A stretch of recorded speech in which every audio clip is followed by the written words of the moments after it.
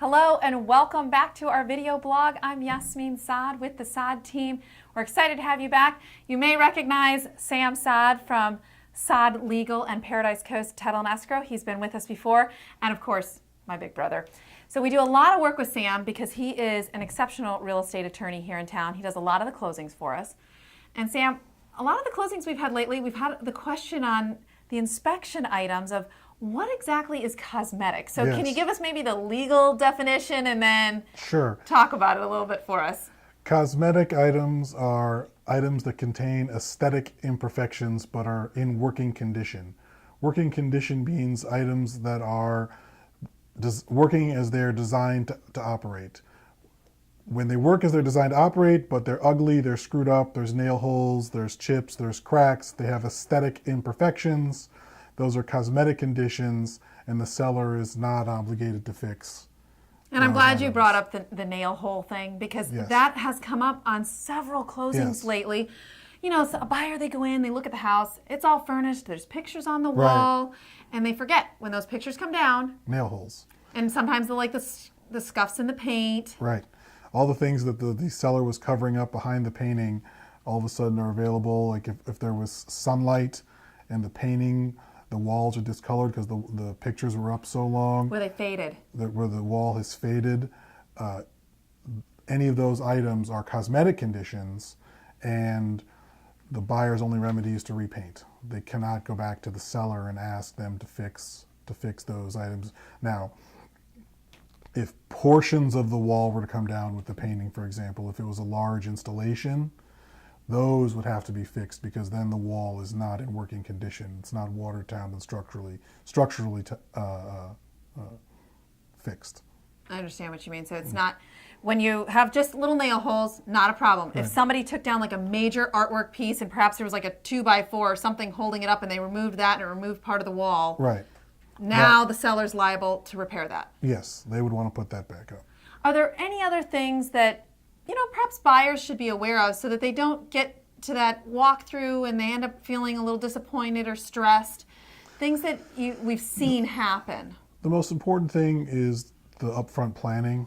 In our office, what we always do is we encourage people to get their inspections done quickly and to follow the contract deadlines so that we have time before the closing to go through and make sure everything was taken care of. So that when you get to the walkthrough, it really can be just a walkthrough. And that's one of the things that we like to provide in our office is pushing the buyers to get their inspections done early. And that makes sense. And then that way, if you have any reinspection items, they can go back and do that. And we as well encourage that. So you have that time frame, you can maximize it and you don't run out of time. One other quick question on cosmetic. So if there's water staining, it's not an active water leak, there's no evidence of intrusion, is that going to be cosmetic or is that defective? So that's a huge question in Florida, especially in season when there's no rain.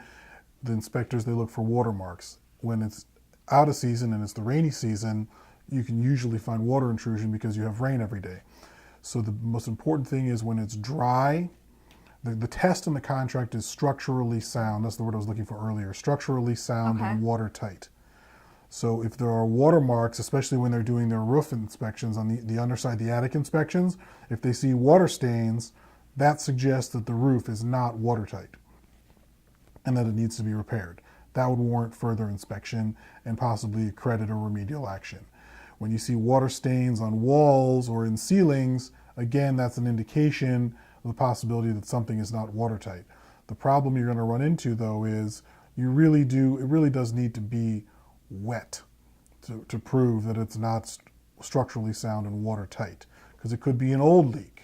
Right. And that's the typical argument. So short of taking the hose on the roof and soaking it down and trying to see where the water comes in, that just seeing water spots is not necessarily going to give the buyer a claim under the contract.